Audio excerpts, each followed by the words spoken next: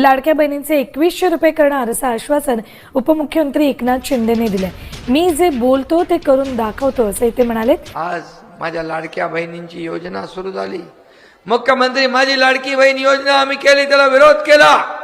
2 हप्ते खात्यात पडले, 3000 रुपये हे देणार सरकार आहे, दोन्ही हाताने देणार आहे।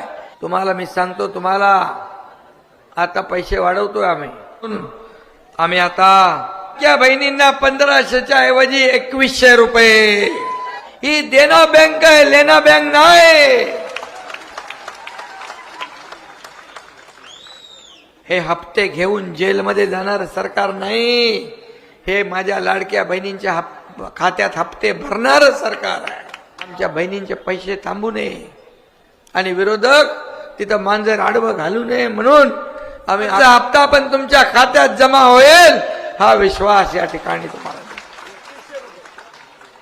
आणि जसं मी म्हणालो 1500वर ठेवणार नाही, तुम्हाला लखपती झालेलं बघायचं। लखपती, माझ्या सगळ्या बहिणी लखपती झालेल्या पाहिजेत। जसं मोदी साहेबांनी लखपती दीदी केलं, जनधन योजना केली, ड्रोन दीदी केलं, बेटी बचाओ बेटी पढाओ केलं, महिलांना आत्मनिर्भर आत्मसन्मान देण्याचं काम केलं। तसंच काम आपण करतोय। आणि म्हणून शेतकऱ्यांना कर्जमाफी, पूर्ण शेतकऱ्यांना कर्जमाफी करून टाकणार। शेतकरी सन्मान योजनेतून 12000 मिळत होते, केंद्राचे मोदी साहेबांचे 6 आपले 6, ते 12000चे 15000 करणार। या राज्यात कुणी उपाशी झोपू शकत नाही, उपाशी पोटी भुकेल्याला राहता कामा नये म्हणून प्रत्येकाला रोटी कपडा मकान देण्याचा निर्णय आपल्या सरकारने घेतला।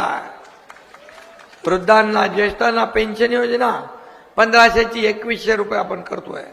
जीवनावश्यक वस्तूंचे भाव स्थिर ठेवण्याचा निर्णय घेतला, जसं बाळासाहेबांनी 1995ला घेतला होता। विरोधक म्हणतात बेरोजगारांचं काय, 25 लाख रोजगार